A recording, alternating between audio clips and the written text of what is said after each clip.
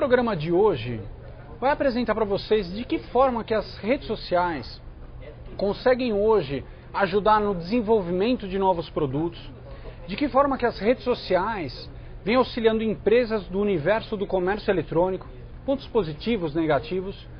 E o nosso convidado de hoje, Gil Giardelli. Obrigado. Obrigado pela tua participação.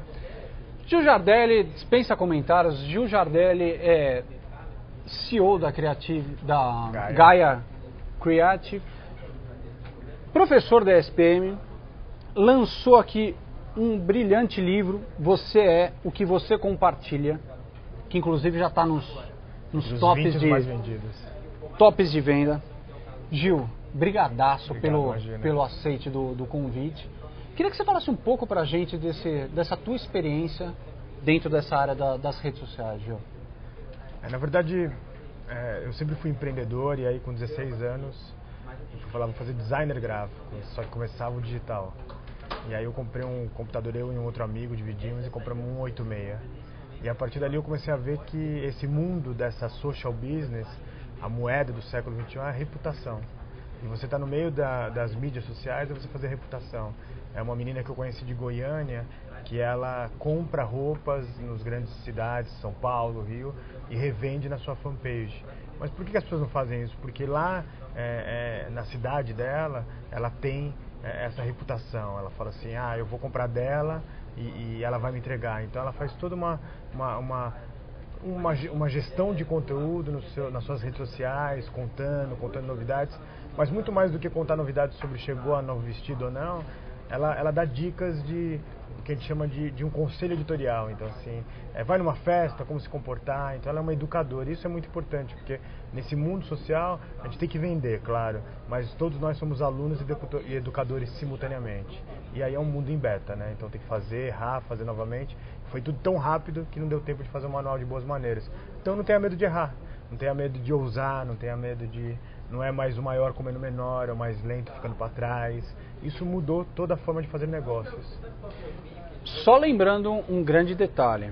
Quem faz o programa aqui são vocês. Então, embaixo da janela do vídeo, envie sua mensagem para mandar as perguntas aqui para o Gil, que no decorrer do programa a gente vai dando seguimento às perguntas da audiência. Gil, o seguinte, a gente vê nas redes sociais, hoje em dia o que está em voga, Esporte Clube Corinthians, Paulista, está em voga. Você visualiza as melhores condições das pessoas, fotos bem postadas, todo mundo alegre, feliz. Quando que você acha que vamos começar a ganhar dinheiro na rede social? O Brasil está sendo o último país a despertar dessa grande infância da sociedade em rede, que faz parte do nosso processo de amadurecimento como sociedade em rede global. E daqui a pouco a gente vai descobrir que pode compartilhar a foto do timão, pode compartilhar a foto do cachorro, do prato de comida, mas o que mais dá para fazer nessas redes? E aí você começa a ser curadores de conteúdo. Então, eu sigo alguns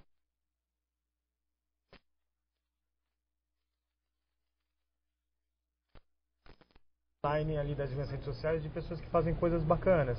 E quando eu quero me divertir, eu vou ali pra galera e faz parte todo esse processo de dar risada e também fazer negócios. O problema é que a gente tá dando muita risada e fazendo poucos negócios. Então, você consegue mesclar isso? Porque normalmente as pessoas só dão muita risada, né? Só falam muito de algum determinado assunto. E o core da coisa, porque muitas pessoas estão na rede social. O tempo está sendo gasto lá, né? Ontem saiu um número novo, né, do IAB. Eu acho que são quase 94 milhões de brasileiros conectados e 99% estão nas redes sociais. E a grande maioria gastando a sua maior parte dentro das redes sociais. Então, nós montamos um grande shopping center com milhões de pessoas, com 92 milhões de pessoas, que aí a sua loja ela pode ficar aberta 24 horas por dia, 7 dias por semana e vender para quem está lá em Manaus, e vender para quem é de Recife, vender para São Paulo. Essa troca, eu acho que a gente só viveu na época das grandes navegações, né? Ali em 1500, na época de Colombo, de Cabral. E agora voltou a navegar é preciso. Só que aos poucos a gente vai descobrindo, dá para fazer coisas diferentes, dá para fazer coisas bacanas, dá para criar uma loja. Então, eu tenho 2 alunos que eles são profissionais, né? Fazem MBA lá na SPM, são profissionais de grandes bancos. Só que de sábado eles vão garimpar bijuterias na 25 de março e colocam na sua paginazinha, na sua rede, para vender ali para todo mundo. E estão indo super bem, já falaram que agora vão lançar uma nova loja, enfim, estou até pensando em largar de emprego. Então é o melhor momento para empreender. E o que é bacana, não tenha medo de ousar, porque quem faz toda a tecnologia, quem faz o wall host, quem faz toda a tecnologia, está fazendo algo para que qualquer pessoa de qualquer idade possa se conectar. Então, o e-commerce, então, você já visualiza como um meio efetivo de comercialização? O e-commerce agora está muito simples, né? Porque antes você tinha que fazer uma super página www, hoje você pode usar algumas ferramentas bacanas para construir, usar, por exemplo, uma ferramenta de blog, de WordPress e colocar dentro do Wallhost, por exemplo, e lá dentro fazer seu e-commerce. Hoje, e por enquanto a gente está acanhado, fazendo venda de CDs a R$5, fazendo vendas de bijuterias, mas já vai começar as grandes vendas. Lá nos Estados Unidos, o e-commerce agora está sendo muito acelerado pela venda de alianças. É mesmo? Eu imaginei que eu tinha que comprar tudo pela rede. Assim, ia comprar roupa, ia comprar carro, ia comprar livro, mas aliança... É uma coisa muito... Mas em cidades tão congestionadas, né? Todas as megalópolis estão, você está ganhando tempo. Então não tem problema você comprar aliança na rede. Sobra mais tempo para beijar a noiva. Boa.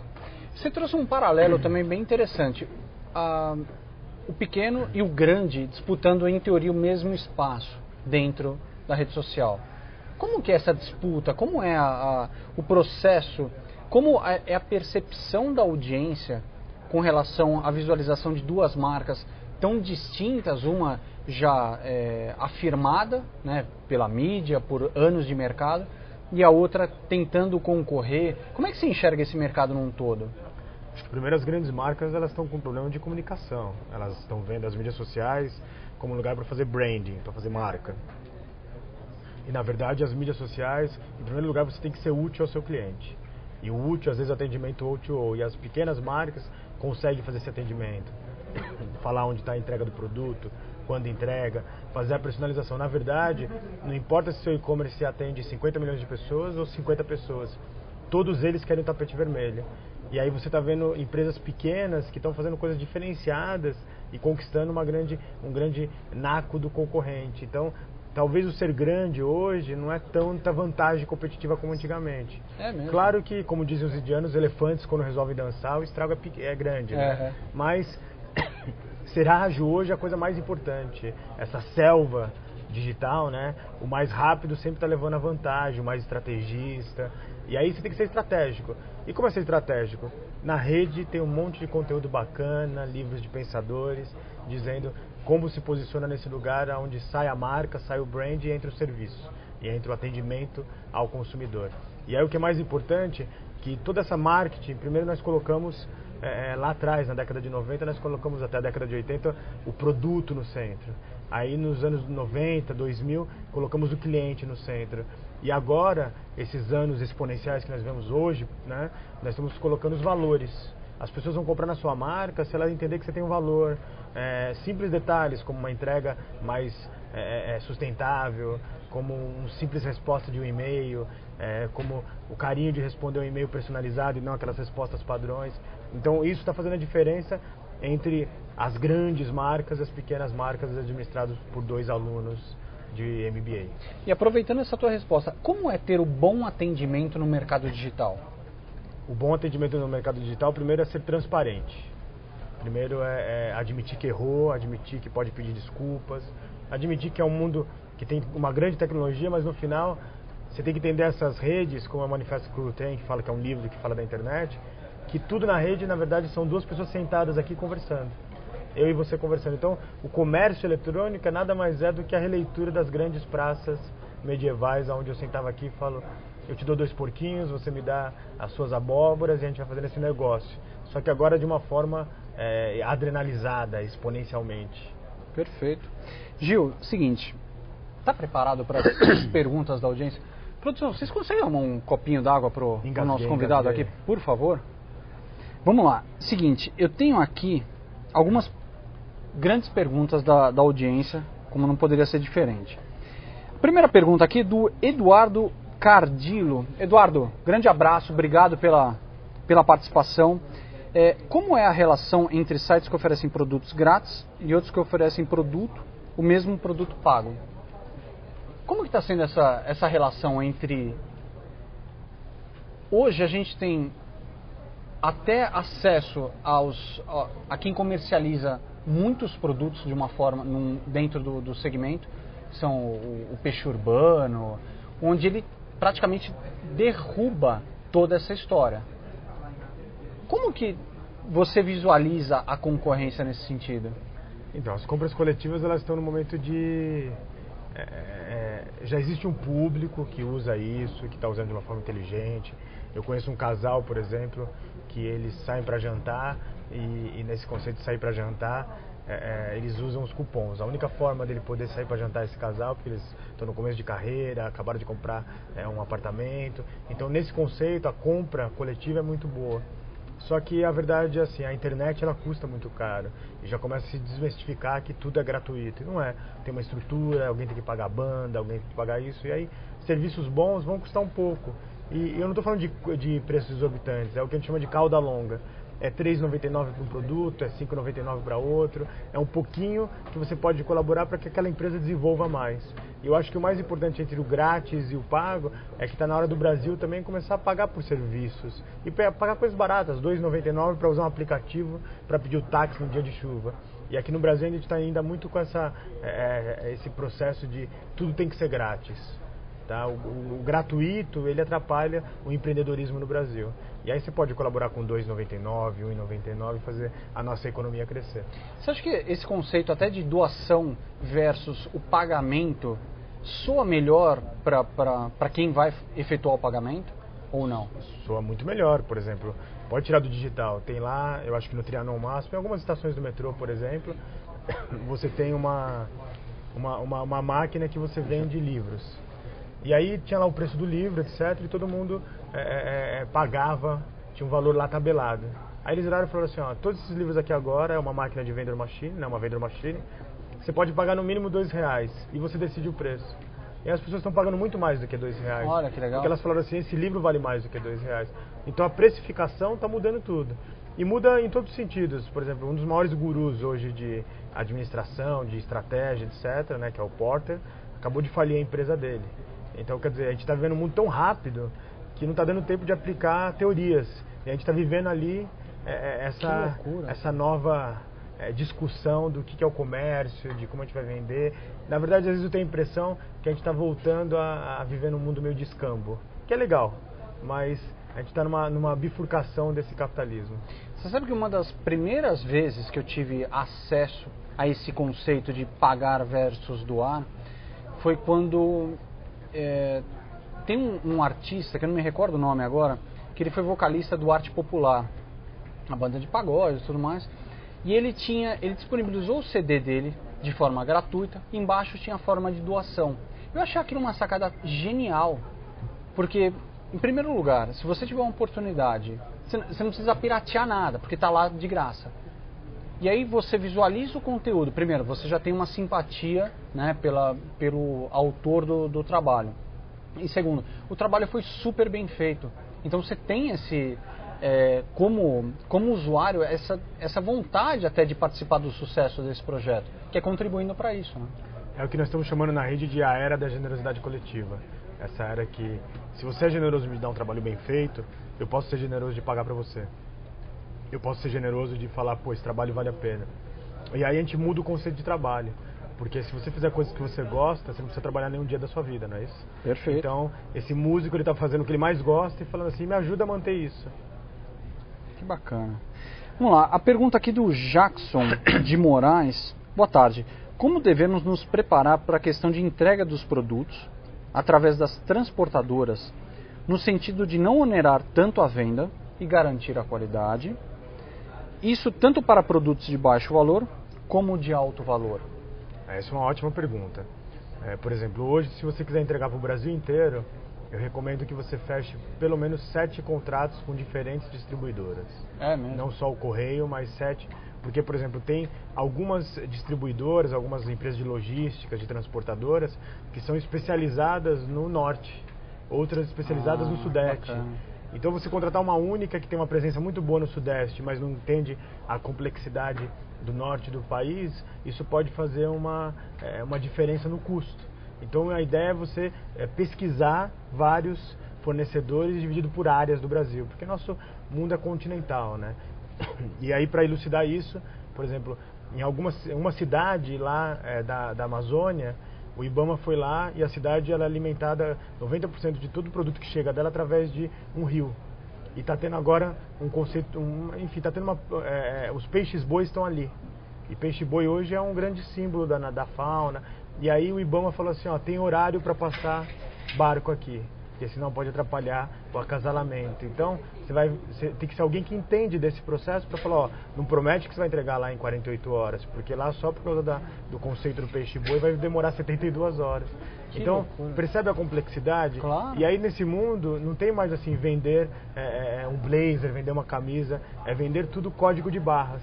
E esses conceitos de códigos de barras, o pequeno comerciante, o pequeno profissional de e-commerce, ele tem que começar a já catalogar tudo isso. Quando você vai numa grande empresa de e-commerce, por exemplo, você não compra uma televisão, você compra o código XYZ. Então, a primeira dica estude bem as suas empresas de logísticas nesse país continental. Né, nesse país do tamanho maior do que uma Europa, talvez. E depois estude o seu catálogo de produtos, que você não está vendendo o seu produto, você vende apenas um numeral. E aí, o nosso grande desafio é entender os números. Bacana. Vamos lá, a pergunta aqui do Fábio Miller.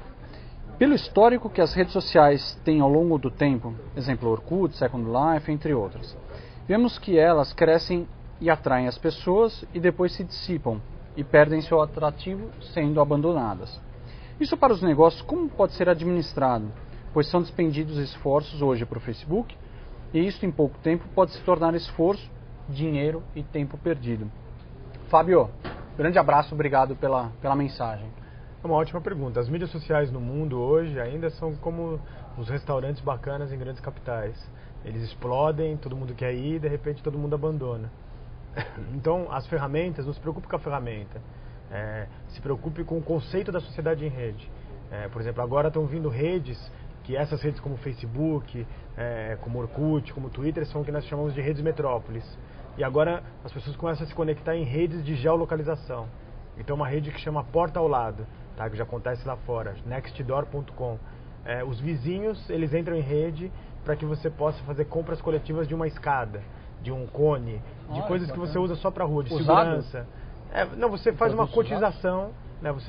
Cada um dá um pouquinho e vamos comprar para um benefício uma comum. escada dá um benefício comum, ou para usar para segurança. Então tudo está virando geolocalização. O que é mais ou menos isso? O Orkut era assim. O que você anda fazendo desde o último trabalho, há 10 anos atrás, desde a escola? Aí veio o Facebook, o Twitter e fala assim, o que você está fazendo agora? E vem essas redes de geolocalização e fala, o que você está fazendo agora, aonde e com quem? E todo mundo contando e compartilhando. Então as pessoas não se preocupem com a ferramenta. E aí acontece um outro fenômeno que é fantástico, que chama O2O. Quando as pessoas começaram a se cansar de conteúdo raso, elas começam a falar assim, vamos usar o online para fazer ações no offline. Vamos entender que a gente pode ir para as praças, que a gente pode se encontrar e fazer compras coletivas, que a gente pode se encontrar no digital e fazer uma festa. Então essa coisa do O2O, do online para o offline, está sendo muito bacana e isso vai fazer com que as pessoas visitem mais as lojas nas ruas. Você acha que para a política isso pode caminhar também como grandes manifestações e tudo mais? Você acha que pode caminhar para esse lado também? Eu acabei foi uma honra, ajudei no evento de lançamento da coordenação da e-democracia da Câmara dos Deputados. Quando a gente fala de Câmara dos Deputados, daqui do Brasil, a gente tem só más lembranças de pessoas que fazem coisas ruins, mas lá tem, por exemplo, um brasileiro, doutorado em Harvard, que montou um site que chama idemocracia.gov.br, para você debater mesmo. E aí, talvez, daqui a alguns anos, talvez não, tenho certeza, daqui a alguns anos, algumas décadas talvez, a gente não vai precisar mais do político como temos hoje, porque a gente vai votar em rede, porque hoje a gente tem essa tecnologia. Vamos votar se a gente quer que essa avenida tenha ônibus ou não, ou tire aquela árvore ou não. E aí esse conceito de democracia é a transparência radical. Então, eu tenho um trabalho com o Tribunal de Justiça do Estado de São Paulo, que a gente fez o Facebook deles, não é só para falar notícias do Facebook, tem uma aba de processos que você vai lá com simples números e através de um simples número você vê aonde estão um dos 10 milhões de processos que estão no Tribunal de Justiça. E aí o que aconteceu com isso? Uma senhora mandou uma mensagem dizendo assim, eu queria agradecer essa ferramenta que vocês fizeram, porque antes eu demorava 2 horas para ir, 2 horas para voltar a cada 15 dias para ver como estava o processo do meu filho. E agora eu vou numa lan house, eu vou no computador do amigo, eu vou no meu smartphone, né, e vou ver como está agora o processo do meu filho. Muito obrigado. Então a gente está voltando para o serviço. E a política e a área do governo, do IGOV, aos poucos ela começa a se movimentar. Que coisa. Gil Giardelli, que beleza. Gil, seguinte, qual a dica para o pequeno empreendedor? Tô na rede, acho que você já deu uns salpicos de ideia. Produzir conteúdo relevante, ter um bom atendimento, apresentar o tapete vermelho para o seu cliente. Dá algumas dicas para o pequeno empreendedor, Gil. Customização. Na verdade, tudo isso que a gente está vendo no digital é o que a gente chama de marketing de relacionamento. Não importa se 1 milhão de pessoas estão entrando na sua rede. Importa que você atenda bem aquelas pessoas que estão sempre sendo seus advogados de marca. Hoje nós não precisamos de um pequeno empreendedor, ele não precisa de ter dinheiro para colocar na TV aberta. O que ele precisa é de uma série de advogados de marcas. Aquelas pessoas que gostam tanto do seu serviço, que gostam tanto do seu produto, que tem empatia com o empreendedor, que ele vai sair por aí falando bem de você. O boca a boca. O boca a boca, esse viral. Offline tá no online agora. E o problema é que o viral, ele tem 2 caminhos. Ou ele custa muito caro fazer esse viral, ou você tem um super do humor e, enfim, um acontecimento que faz ele gerar viral, ou o viral pouco a pouco. Existem aí números, né, que foram de saltos, que antes uma pessoa falando bem ou mal da sua empresa influenciava 10. Aí veio a década de 90, uma pessoa falando bem ou mal da sua empresa influenciava 19. E agora, nesses tempos, a gente está fazendo um cálculo que uma pessoa falando bem ou mal dessa entrevista aqui, ela influencia quase 200. Olha que bacana. Então, assim, você começa a ter saltos exponenciais. Então, para sua empresa, de repente, virar de uma empresa de garagem, que tem muito aqui no Brasil hoje, a gente tem já esse sonho, né, não é só os americanos, para ela se transformar em gigantesca, está muito rápido. Qual é o problema? Nós, brasileiros, não estamos dando valor para o nosso produto brasileiro, Made in Brasil. Tudo que vem de fora é bacana. As startups brasileiras, algumas já começam todas falando em inglês, para depois vir para cá. Então está na hora de, pessoal, valorizar o que é do Brasil, valorizar um monte de pensador digital que está fazendo coisa diferente. Na verdade, está na hora da gente tirar um pouco essa síndrome do Jeca Tatu, né, que o Monteiro Lobato falava, e a síndrome do cachorro vira-lata, do Nelson Rodrigues. Está na hora da gente começar a valorizar o Brasil, porque o Brasil é líder em tudo na internet, praticamente, que fica mais tempo na rede, o primeiro ou segundo no YouTube, no Facebook. Nós somos uma grande nação digital e empreendedora. Só que está na hora de comprar mais dos brasileiros e parar de achar que só o que vem de fora é bom. Um dos teus grandes conhecimentos é na parte justamente do empreendedorismo digital. Como é que você está enxergando esse mercado hoje? O que falta? O que você acha de oportunidade? Onde já está relativamente saturado? Como é que está essa história, Gil? O que falta? Não é porque é o tema do meu livro que é o que você compartilha, mas aqui no Brasil, durante muitos anos, durante décadas, nós fomos ensinados a não compartilhar. Vou te dar um exemplo. Quando você era criança e uma criança ia jogar bola na escola, o pai virava assim, vai lá e ganha, tem que ganhar, etc. E não vai lá e jogue, se diverte, compartilha. A academia, honestamente, eu sei que depois eu recebi um monte de e-mails reclamando, ela ensina assim, tenha informação segura. Por exemplo, se eu estou fazendo um projeto sobre etnografia digital e encontro alguém numa outra universidade aqui no Brasil, fora do Brasil, que está fazendo a mesma coisa, a gente começa a bater papo, a trabalhar pela rede, a trocar conhecimento. Agora, se você conhece alguém aqui no Brasil que está fazendo a mesma coisa, ele não te recebe. Porque ele fala, vai roubar a minha ideia. E as ideias, pessoal, as ideias elas podem ser roubadas. O que vai fazer a diferença é botar para fazer. Essa invenção só simultânea. A ideia não vale nada, né? A ideia, todo mundo aqui teve 20 ideias nesse bate-papo aqui. Todo dia eu tenho 10 ideias. Mas o que difere o inovador do criativo? O criativo é toda hora você pensar e ter criatividade. Agora, o inovador é aquele que fala, agora eu vou fazer. Então, dá uma desligadinha na televisão à noite e bota para fazer o empreendedorismo e vai procurar dezenas de pessoas que estão fazendo coisas dessa forma, pessoas que estão nas suas garagens criando empresas inovadoras, vai participar do Startup Weekend aqui no Brasil, vai participar de um bate-papo, tá aí e vamos compartilhar. A gente foi ensinado na academia, segura a informação ela nasceu para ser livre. E um detalhe, aquela palavrinha mágica chamada foco. A gente está perdido no meio, é tanta ideia, tanta tecnologia, cada 6 meses é uma nova revolução de internet, universo. E aí? Onde está o foco no meio dessa história? Então assim, a gente está vivendo a geração dos distraídos, onde está todo mundo, não tem idade, fica todo o tempo conectado. E o pior é que é conectado e às vezes olhando 99% do tempo bobeirinhas da vida, que fazem parte, né? Nós somos seres humanos, o ser humano ele gosta dos detalhes da vida, da fofoquinha, faz parte também. Mas chegou a hora da gente deixar a geração distraídos e ter foco, que é o que eu digo para meus alunos.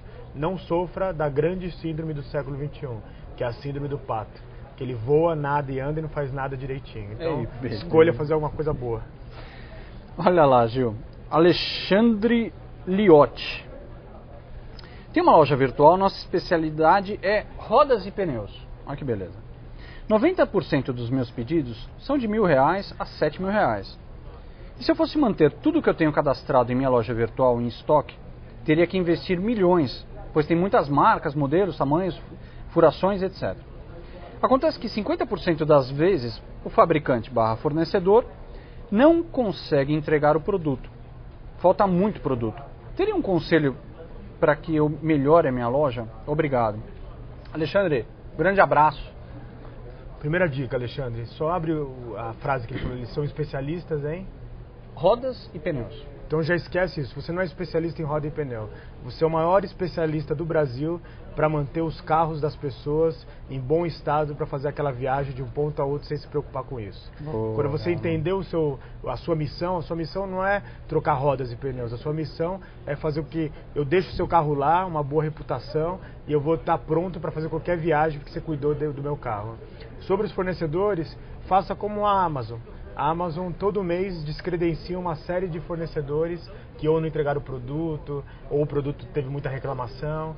E eu acho que você não precisa ter milhões de produtos na sua loja virtual. Tem um produto que você sabe que vai entregar, que tem boa qualidade. Porque na verdade a pessoa que está comprando, ele não está comprando a marca, ele está comprando de você. Você que é o especialista, você que resolve o problema dele. Fera, né?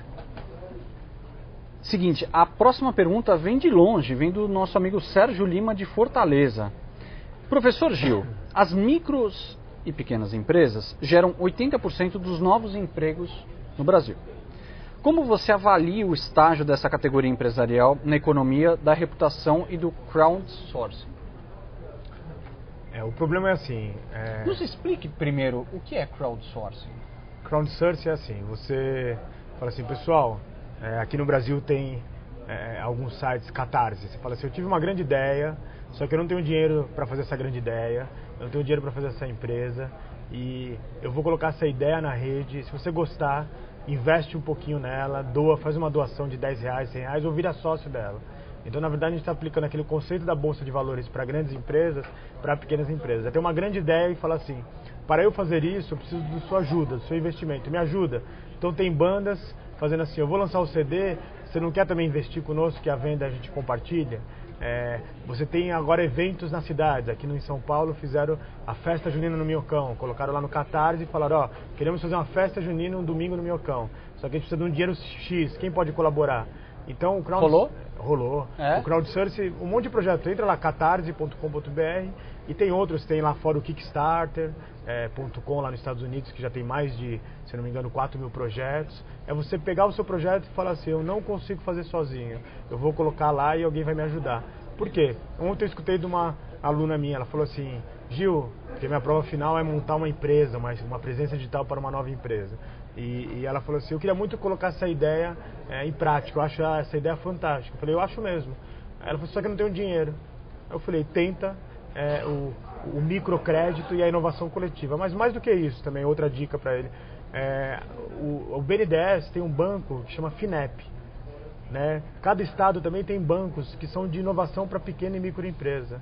Pessoal, são mais de 80 linhas de créditos, é só pesquisar no Ministério de Tecnologia, no Ministério de Comércio, enfim, vários ministérios. É só dar procurar ali no seu site de busca e, pessoal, esse dinheiro está lá disponível para você. É o nosso dinheiro, é o meu, é o seu, é o nosso dinheiro de imposto para alavancar mais. Agora, o problema do microempresário é que ele é muito pequeno, então ele não consegue ser estrategista, vira ferramenteiro e perde foco. Assim, pare 15 minutos do seu dia e pense no que você está fazendo de estratégia para a sua vida. E aí muita coisa vai melhorar. Que maravilha. Vamos lá, aqui a pergunta do nosso amigo Rômulo Oliveira. Gil, como as empresas de B2B devem se posicionar para fazer negócios nas redes sociais? O B2B está no começo ainda. A grande maioria de empresas de B2B estão fazendo ações para recrutamento, tá? Porque a gente está com apagão de mão de obra. Mas vou dar um exemplo de uma grande empresa, infelizmente ela não é pequena, mas serve para todas. A BASF tem todas as redes sociais fechadas dela para o agricultor, não importa o tamanho dele. E está fazendo um grande projeto para que o agricultor debata sobre os caminhos da agricultura do século XXI. O Banco Itaú tem uma rede para que pessoas possam debater sobre finanças sustentáveis, sustentabilidade financeira, uma outra rede para debater sobre empreendedorismo. Então, na verdade, o B2B está fomentando praças digitais para que as pessoas possam debater sobre seus negócios. E um outro aspecto é levar a surpresa, levar um programa de relacionamento para aquelas pessoas que fazem compras. Como isso? Mandando uma super newsletter por e-mail, montando uma página exclusiva, por exemplo, no Facebook, para a pessoa ter acesso a conteúdo exclusivo. Convidar especialistas e com uma câmera até com uma câmera de smartphone, gravar um bate-papo de dicas. Hoje está todo mundo querendo interlocutores dessa nova era, porque na verdade está todo mundo perdido. E ninguém é especialista de nada, então coloca conteúdo. Provavelmente você tem uma grande história para contar. Conte. Muito bem. Meu amigo, é o seguinte, última pergunta, nosso tempo está quase lá. Aqui a pergunta é o seguinte, é do nosso amigo Luiz Cláudio. Está se discutindo sobre a censura na internet no mundo inteiro. O que você acha? Se que não estão de olho nos zilhões que são comercializados na web. Vivemos um momento muito perigoso, onde tem um choque de mundos, um hiato de gerações. Gerações, eu não falo de idade, falo de gerações de pensamento. Tem um grupo antigo que faz a política antiga, que faz o negócio antigo, que acha ainda que as pessoas consomem a mídia como nós consumimos há 20 anos atrás, que querem botar travas na rede. Isso está sendo discutido agora no evento mundial lá em Dubai, o evento da União Internacional de Telecomunicações. Existe um outro problema porque tem uma imparcialidade na rede, onde a mesma banda que eu uso, a mesma linha de navegação que eu uso, todo mundo usa. Já estão querendo criar linhas paralelas, onde quem pagar mais vai ter mais acesso. Isso é perigosíssimo para a humanidade em rede. E aí a gente está agora num problema muito grave de querer colocar as leis. Algumas leis que são leis para roubar dados, algumas leis para invadir o seu perfil, algumas leis como, por exemplo, difamar o outro na rede, eu concordo.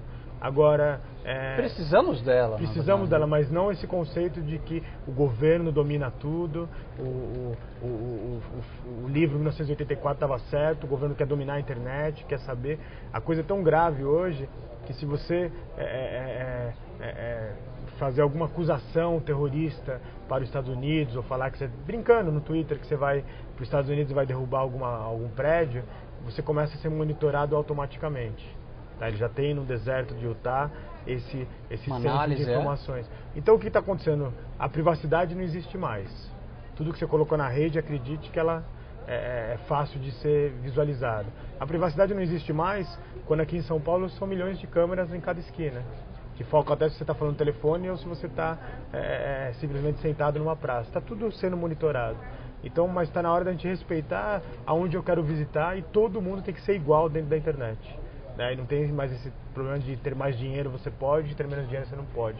Porque o digital, o conectado, ele significa mais oportunidades. Só nasceria um Google, um Facebook, se as pessoas tivessem a mesma oportunidade de rede do que uma grande empresa de telecomunicações. Fantástico.